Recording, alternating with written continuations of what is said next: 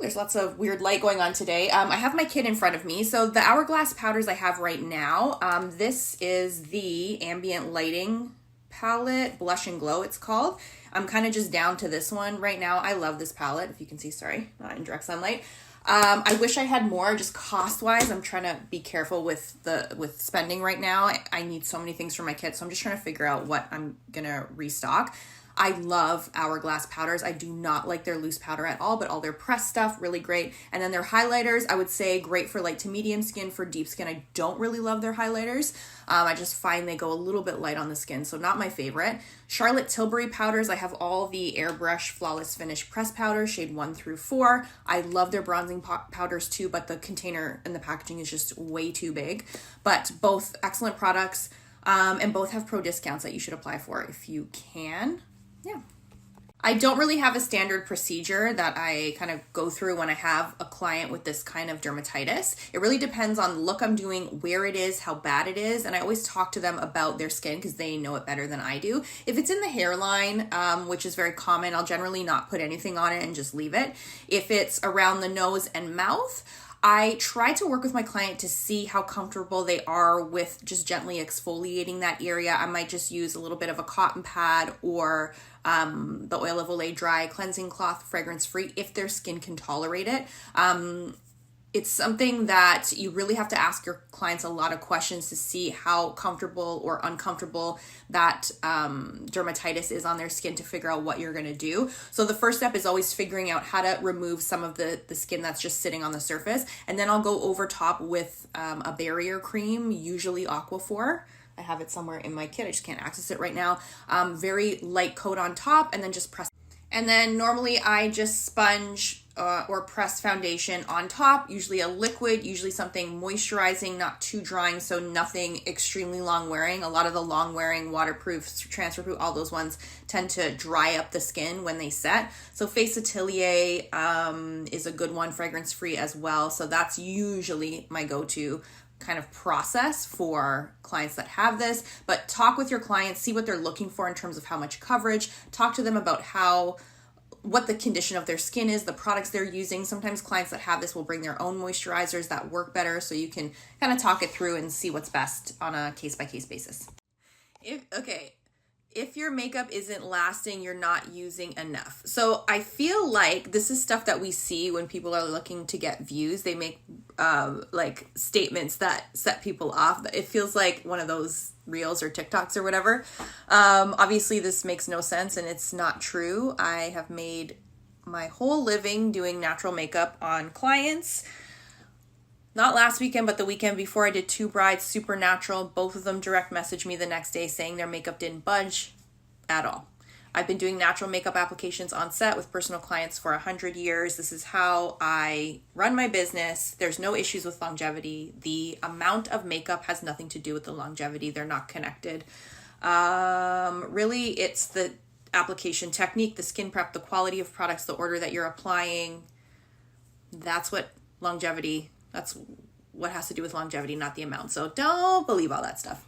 I don't have any go-to lip shades for mature clients, to be quite honest, because my clients vary so greatly in terms of what they want. Some of my mature clients love a liquid lip. They want it to last for the whole evening, so they want long wearing. Some people just want a tinted lip balm. Some people want a pink, a plum. Like, everybody's different. And I really try not to do my makeup with a specific framework or set of steps in mind. Anytime someone sits in my chair, it's like I'm starting over. It's like a fresh approach. I have products that I rely on, but I don't do the same thing based on their age, their skin tone. I just see what they want. If you're looking for lip colors that are very versatile, that will work on a lot of different ages, skin tones, Charlotte Tilbury Pillow Talk, all shade options are great. The lip and cheek duos from Charlotte Tilbury are really great too. I know they look really nice on the lips. They're more glossy if you don't want to use a traditional lipstick, but I usually custom mix a lot of my lip shades too, so that's my answer. I'm thinking you mean your powder blush is going on like a stripe, so we've got a technique and tools situation here, I think. So firstly, technique-wise, when you apply a powder over a cream or liquid, for blush specifically, you're going to want to have that diffused a little bit depending on how pigmented the blush is. So you do have to make sure that area is set with powder before you apply, or you can get a stripe, because the cream or liquid, unless it's self-setting to a powder, it's going to grab the pigment from the blush and it's going to just look exactly like a stripe like that on the cheek. So there's that. You may need to try a more sheer blush if you're still having this issue. You may need to look at the type of blush brush you're using. The fibers may not be great quality. I don't know, the shape might be wrong, but I think it's probably a combination of all of these things. So when you're going powder over cream or liquid, just make sure you have powder on there to set before you apply the blush. Again, similar to the question a few stories back, I don't have like a paint by numbers approach to my makeup applications for bridal. It really depends on what the look is. Sometimes cream blush is enough with a little powder and setting spray over top, and that's all my clients want because they want that skin-like look. Sometimes my clients are, wanting to make sure everything is layered and they really want cheeks to pop, so then I'll layer creams under powders. Some clients don't need contour, some do. Some clients don't want blush, they just want bronzer, cream bronzer, not powder bronzer. So everyone's different. It depends on the look they want, and layering, things like that. It is sometimes too much product for my clients. Sometimes the clients who love a fuller look, the layering looks really nice and it gives a very soft filtered effect when you layer, and also it's great for longevity and popping colors on the face. So it's different every time for me. I'm so picky with my eyeshadow palettes, so for me it's more instinct, and I'm looking for certain shades, and I'm also looking for quality when I choose palettes, and also just easy handling. The big palettes for me, I can't handle those things in my kit. They're just like clumsy and they're too big and there's too many, it's too much. So the Tarte palettes, I like them because I don't really need to depot them. They're curated well and they just handle really well. And because I use the cotton pad method for application, this is just like the perfect size for me. I don't want anything bigger and it fits in my kit. So this size or smaller is usually what I'm looking for. I haven't had a massive palette in my kit in years, I don't think. I think I got the Anastasia, those bigger square ones. Those are good. I still use those occasionally, but they are a bit heavy, clumsy. And considering I'm not really trying to depot anymore. Yeah, it's just, when I look at palettes, I'm really looking for specific shades and specific quality and blendability and all that. And that really depends on what kind of work I'm doing at any given time, if that makes sense. Yes, I have the Patrick Ta Major Dimension 3 palette in my kit. Just this one. It is really good. I like the formulation. I am not 100% on the color range. The reason is I find these three shades kind of too similar, a little too reddy for me. Love these shades, but I do really like the formulation of these, and I love that there's the option for that cream shadow, or space for that cream shadow in this palette. So, not bad. A couple of you have noticed that I have some Jessup brushes in my kit. I bought two sets. One set has the black barrel and one set has this, I don't know if they call it light gray or beige barrel, matches with my sweater. They are okay. The black set I did not like. The brush shapes are weird. The collection of options in the set is, a lot of the brushes I just don't really like the shapes. So, meh to that one.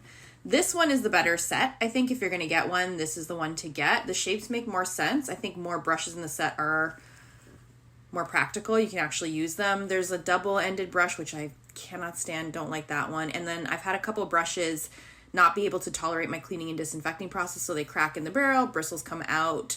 But there's only been, I think, two in this set, and I've had these since August, and I've used them quite a bit. And I actually like the powder brushes that are in this set, and some of the eye brushes are good too. So it's pretty decent for the price, not bad.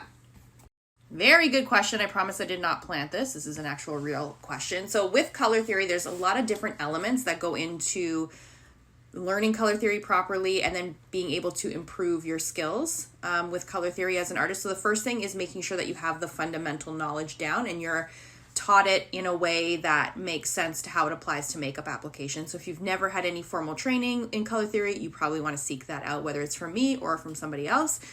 If it's in person, online, whatever, get that training. The next thing is that you need to get familiar with all of the undertones of the different products in your kit. So I recommend swatching products in your kit next to a color wheel, because you really have to work on training your eye to pick up undertone in different products and in skin.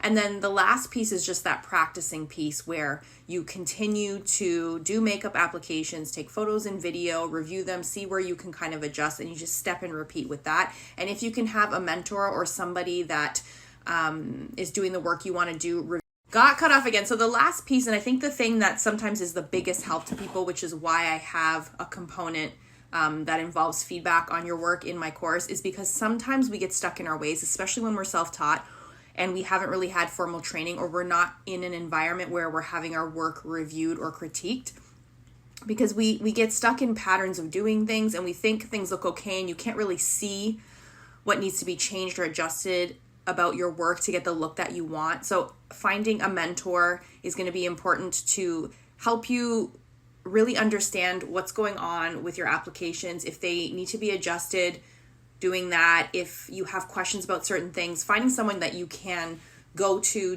get some feedback on the work that you're doing, so you know exactly what you need to work on and what you need to look out for, because sometimes you just need to see things through a different lens, and that really helps. And I think that's where you'll have the fastest improvement. But when all of those things come together, that will help. Not gonna do it. I won't be able to pick one for this. It really depends on the situation that I'm in, the condition of my client's skin, the makeup look, the environment that I'm working in, shooting in. They're both great foundations, and they both have pros and cons for different skin types. And I think this is where I know when I do these Q&As, people are always asking me for like the best this, the thing I most use, choose this over this, or what's the best for this. And the truth is, there's a lot of products that will work for a lot of different things. What's interesting about makeup artistry is that the longer you're working as a makeup artist, the more you practice, the more different products you try, you pick up these little nuances. Certain products look better in certain lights. Certain brands and formulations and shades look better on certain skin tones. So once you have all of this knowledge and this practice, on some days RCMA is going to be better. On some days Face Atelier is going to be better. They're both amazing for this skin type.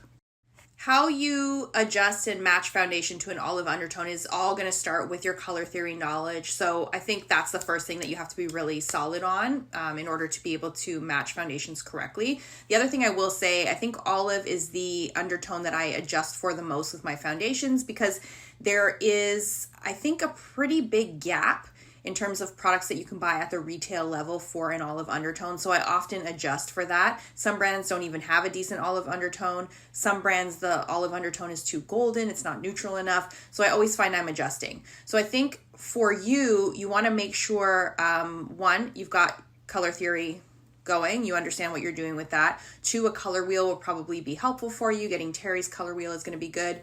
When you're swatching, make sure you're swatching under good lighting so you can kind of see how things are looking on the skin and you can adjust. And then just making sure you have adjusters to get to that olive undertone that will actually mix well with the foundations that you're using in your kit.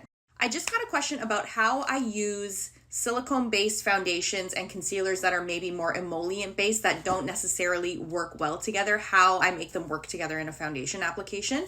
And the first thing is that sometimes more emollient-based concealers are better for certain skin types, drier skin types, and those self-setting concealers that you can get that are usually silicone-based are too drying on the skin, so I'll use like a traditional cream concealer or something that's more just a little bit thicker under the eye, and then I'll use, let's say, a Face Atelier foundation on the rest of the face, which is silicone. Generally speaking, those two don't go together. Sometimes in small quantities, when they overlap, it's totally fine and you will notice that nothing is wrong, and other times you might see some separation. For me, when I do my makeup applications, I'm not really layering concealer over foundation or the opposite, so that's how I can use those two product bases together in a makeup application, because I'm not layering a ton of product over one another.